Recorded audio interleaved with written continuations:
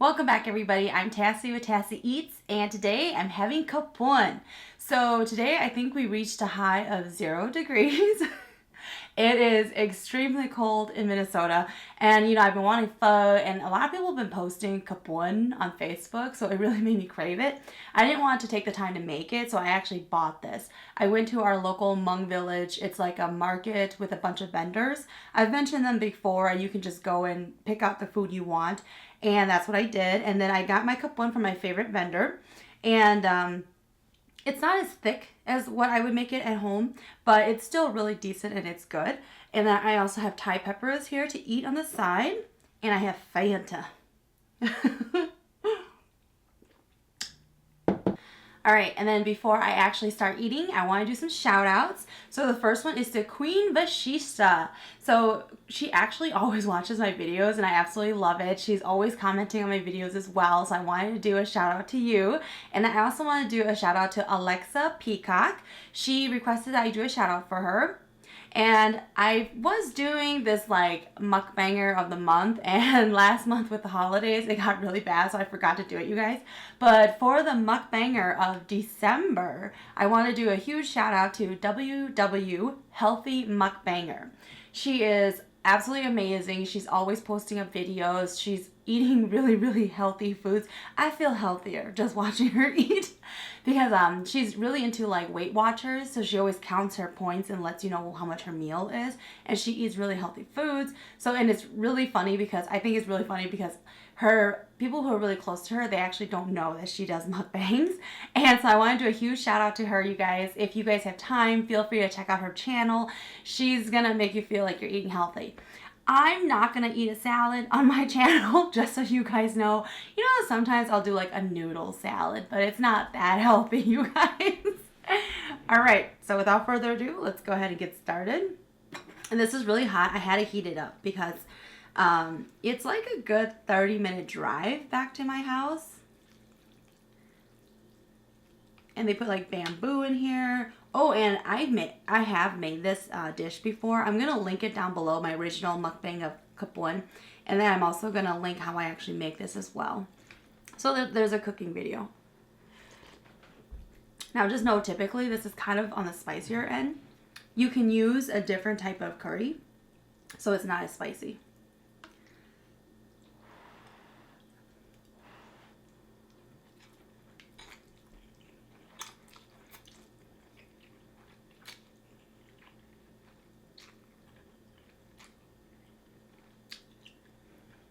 It's so good.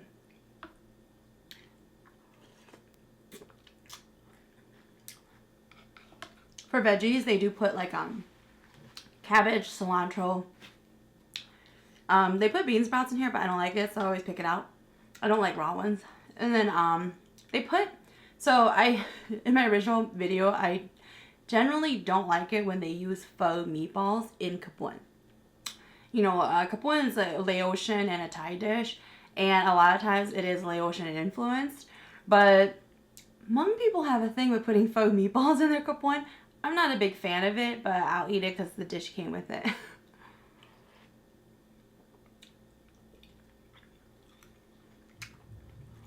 Traditionally, Khao Poon is made with chicken or ground pork. I love ground pork in mine, but I'll also have chicken because the broth is mainly a chicken broth.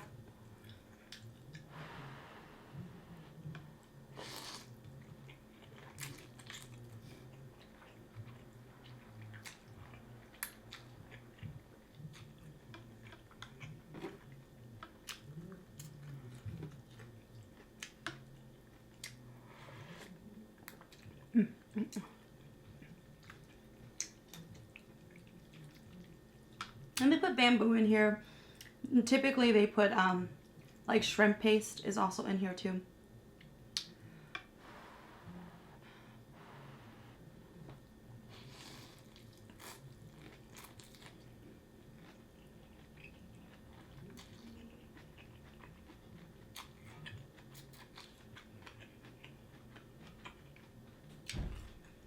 And I eat with really big bites, you guys.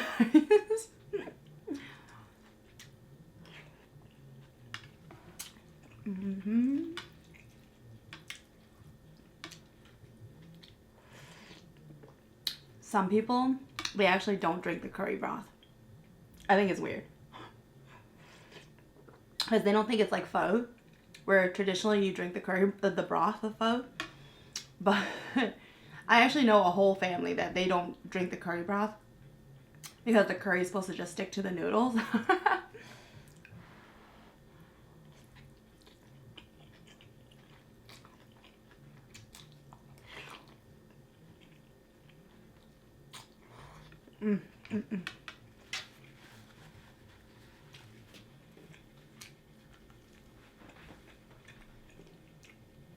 People always ask, like, which one would you give up? Because there's always a debate between Kapuan, Pho, and Kapia. And for the Laotian people, they actually call it Kapiaksan. But my absolute favorite is Kapuan. Like, I don't eat pho on a regular basis. I know some people who always have pho in their house. Like, it's just made and it's just there.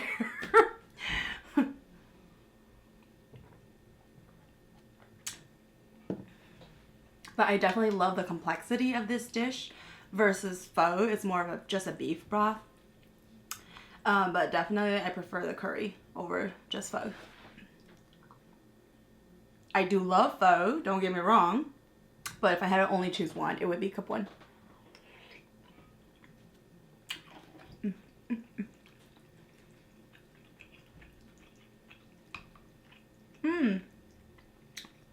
This is odd.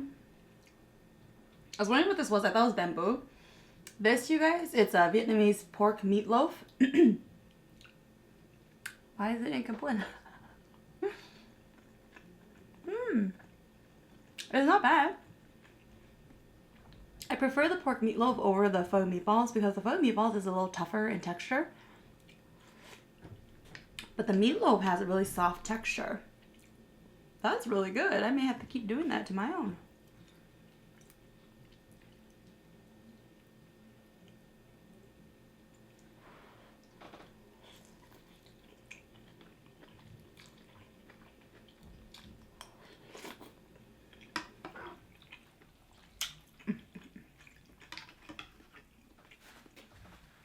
Now, Hmong people, they're not Laotian or Thai or Vietnamese. But we actually have lived and traveled through all those countries, especially China. So there are like Hmong Chinese, there are Hmong Vietnamese, and etc. And we adopted a lot of the different dishes from each culture that we went through. But they're more like nomadic.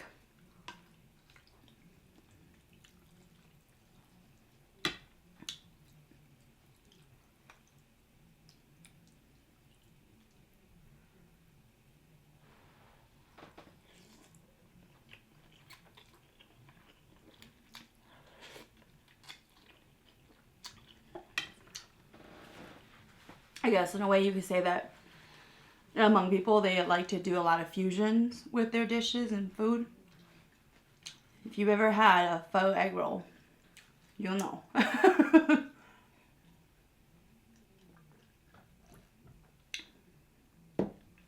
You know, I kind of like drinking the pop in a glass versus what I always do it like in the bottle.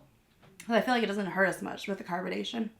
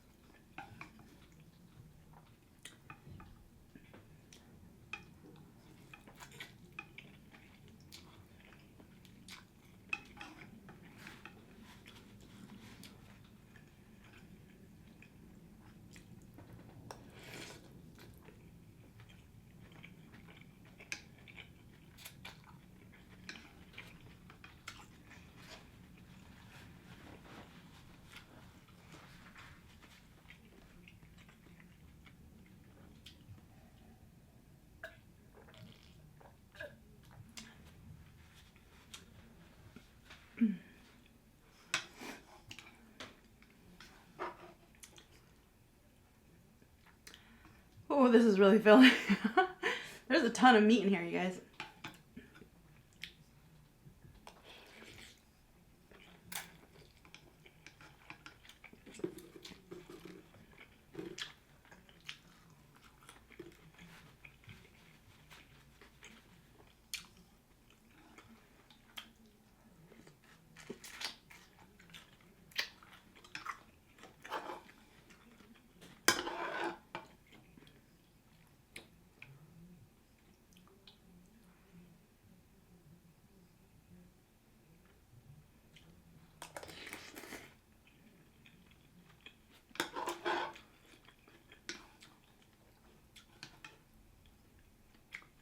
Oh yeah, and I had a viewer who asked me if I knew how to speak Hmong.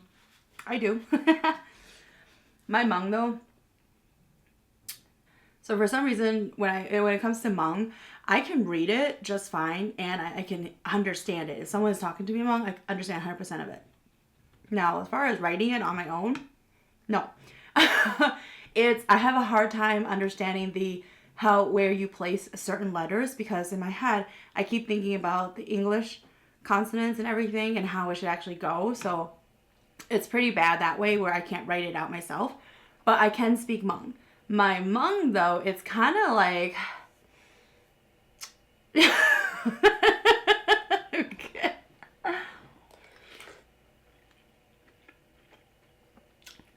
So like when it comes to like the English language, everybody puts like certain words in a different order versus when you're speaking it in another language like Hmong, even in French or even in Spanish. So like in English, if we're describing something, like let's say it's the white dog. You know, we put white before the word dog. You don't say the dog white. Okay? But in Hmong, you'd say the dog white. So when I'm speaking Hmong, I speak it as I put the words in the order that you would say it in English. So sometimes I sound a little retarded, but I love talking to elders because they have like this glazed look on and they're smiling at me, shaking their head the whole time because they know I'm struggling. But I know what I'm talking about when I speak it in Hmong. It's just putting it in the right order. Sometimes I'd say it wrong. But then they always understand what I'm saying because they understand that part about me, that sometimes I'll say it in the wrong order, but they know exactly what I'm talking about. It's basically broken Hmong, you guys. I speak broken Hmong. My nephew, when he was like 3 years old, I kept telling him to put his shoes on. And in Hmong, there's like 3 different ways of saying wearing, putting, taking, and all this stuff. So it's like, there's like do, and there's na. Na means like na cha, like you're gonna put like a shirt on. But then you say do if you're saying put on shoes. So it's really hard, you guys. So I kept saying to my nephew, nako, nako, which is wrong. You're supposed to say doko. And I was trying to tell him to put his shoes on. And he got so mad at me. He was like, Auntie! He yelled at me in Hmong. He was like, Auntie? And he yelled at me, he was like, I don't know what you're saying, Auntie. Oh my God. Like my jaw hit the floor. I was like, what did you? But he had every right to say that to me, even though technically it was really disrespectful. He had every right to say that to me because I was saying it incorrectly.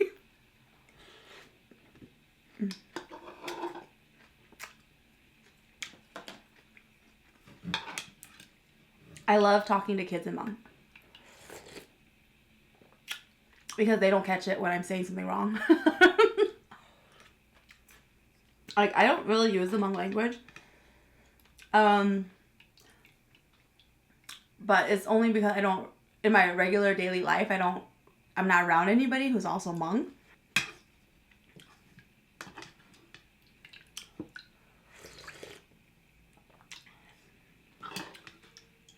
Like, even when I'm with my family, we speak English.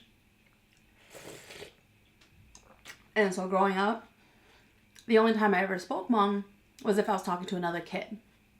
And with kids, sometimes, you know, it was like called baby talk. It would be like the same way in Hmong to a kid. So that's how I developed my way of speech in Hmong. Because I didn't speak to an adult in Hmong quite often.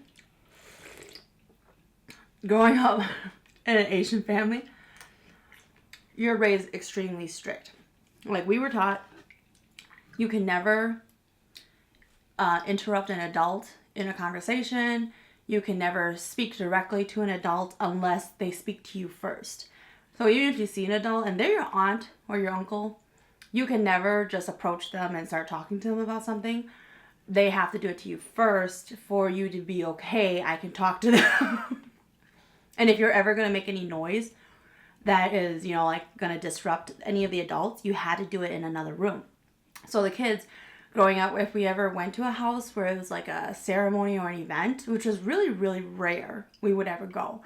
But when we did go, all of the kids would stay like in the stairwell or upstairs or in another room, basically just away from the adults. And if the adults need you, they will call for you. And then you go back to your stairwell again. That's kind of how we were raised. I don't know any of my aunts or uncles.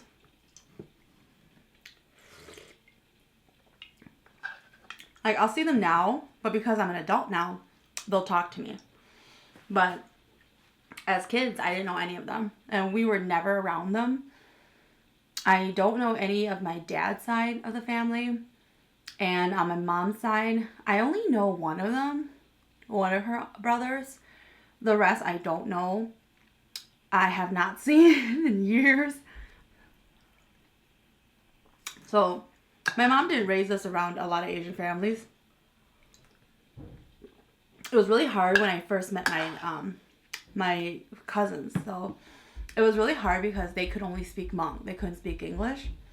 And it was extremely hard for us to communicate with them because certain simple things in English we couldn't say to them because they wouldn't understand it. It wasn't until they got older. But even like our cousins,